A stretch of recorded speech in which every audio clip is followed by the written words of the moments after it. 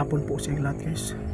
Hindi ko po inaasahan na ito po ay sasabihin po na nakatira po dito na meron pong nagpapakita dito na isang duwinding pula. Ngunit ay napakabait guys, pati ang kanilang mga alaga binabantayan. Kaya samahan niyo po ako guys, ating subukan na suyuin po yung nakatira po dito sa may punso, sa puno ng niyog. Ito po yung duwinding pula na nagpapakita dito. Tara na, subukan natin, baka po mapapaamon. Malapit lang po ito sa bahay namin guys na pinagawa. Ngayon lang po nila sinabi yung sikreto na nagpapakita dito. Dito talaga tayo sa may puno ng niyog. Ito po yung punso nila guys. Hindi lang po nila na rinig ang mga boses. Nakita po nila. Matagal na po ito guys nagpapakita sa tuwing may malaking buwan. Kaibigan, magandang umaga po. Nandito po ako kaibigan. Pasensya ka na po kung sinabi yun po yung may-ari ng bahay dito na mayroon po daw nakatira dito. Nais ko magpakilala sa inyo. Ako po ay si Ghost Hunter 88. Meron po akong mga kaibigan na tulad ninyo. Pwede po bang makipagkaibigan po sa inyo? Kasi pag natapos na po yung bahay namin, magbibigay po kami ng alay. Kung pwede ba na matatanggap po ba ninyo ako dito?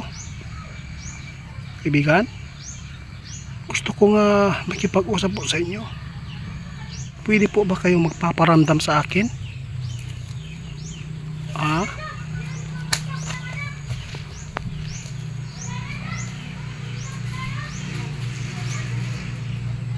Kaibigan?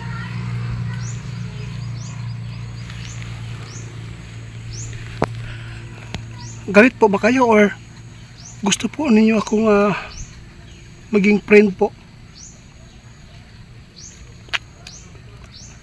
Alam kong kilala po niyo si kaibigan na Duwinding Linyo, si Siyuto, Sintak.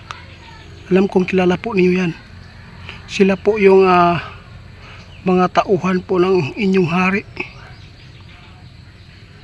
Sana po hindi po ninyo saktan po yung malapit po sa inyong bahay. Kung bakit po nila kayo ay itinuturo na mayroon pong nakikita po nila dito. May boses guys, maliit. Kaibigan, hinihintay ko lang po talaga yung papakita po nyo dito. Sana po ay makunan ka ng aking kamera.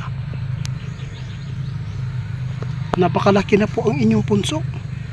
Siguro matagal na siguro kayo nakatira dito. Nagpaparamdam po sila guys. Narinig natin yung tumatakbo dito. Wala naman mga manok dito.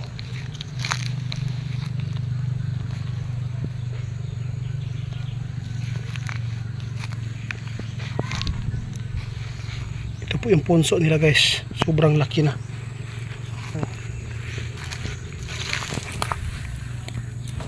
Kaibigan, okay lang po ba na magdala po ako ng alay bukas ha? Salamat po sa iyong pagpaparamdam. Narinig ko po yung boses po inyo. Parang isang bisis lang po talaga. Narinig ko yung boses po niyo. Parang gusto po ninyo ako maging friend po. Salamat po guys. May nakatira po talaga dito. Tama po yung sinabi po ng may-ari ng bahay dito. Kaibigan, sabihin po ninyo kay kaibigan natin Duwinding Linyo, kung kilala po sila, na ako po ang kanilang kaibigan, si Ghost Hunter 88. Tumutulong po ako lalo na po sa mga masasamang duwindi na ipinapatugis po ng Linyo.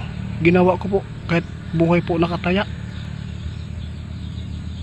Sa lahat po ng gusto makipag-friend po ng duwindi, ito po yung gawin nyo. Kausapin lang po ninyo.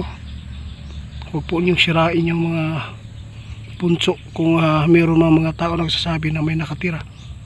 Sana po kilala po nyo si Linyo.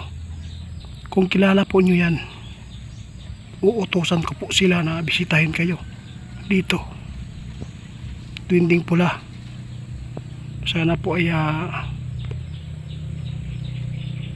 maintindihan po ninyo yung mga tao dito na nagsasabi na mayroong nakatira dito, kasi po alam po nila yung trabaho ko.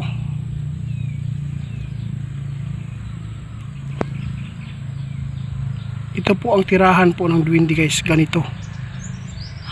Hindi lahat po ng punso ay mayroong nakatira, no? Pero dito po ako namangha, no? Nasa puno ng niyog. Paano na to kaibigan pag inaapakan po yung ano mo, pag mayroong mag-akit ng niyog? Malapit lang po ito sa bahay na pinagawa namin guys. Hindi ko inaasahan, sinabihan po ako ng may-ari ng bahay dito. Sabi po niya, Itit, meron ako nakitang duwindi, matagal na po nagpaparamdam, binibigyan po namin ng itlog ng bibi. Sabi po niya guys, nagpapakita minsan yan sila, nakapula. 3 bisis lang po nila nakita guys. Kaya hindi po nila ito binugkal. Kaibigan, kami po ay aalis na. Maraming salamat po sa inyong pag-aalaga po sa mga manok nila dito, mga hayop po nila na inaalagaan. Maraming salamat. Sabi po ng nakatira ito guys, napakaswerte. Gusto po daw nila na ma-probe natin guys na kung makakausap po ba natin. Sana po kaibigan, marinig ka namin, ha? Isasama ko po yung nakakita sa iyo dito para maipakita sa kanya na kaya natin na magkipagkaibigan at magkipag-usap sa inyo. Hanggang dito na lang po kaibigan. Mag-ingat na lang po kayo dito, ha? Hindi tayo magtatagal dito guys. Alis na po tayo. At least meron na po tayo narinig dito na nagpaparamdam. Hindi ko talaga inaasahan dito guys. Napakaganda yung tirahan nila.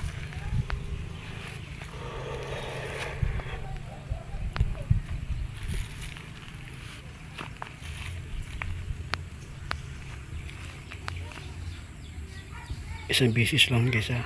I-focus natin yung camera. Alam kong kilala po ito ni kaibigan Linyo. Subukan ko si Linyo utusan na puntahan niya dito. At magkasama kami nga makipag-usap dito para po ay kampante po yung kaibigan natin dito guys na bago.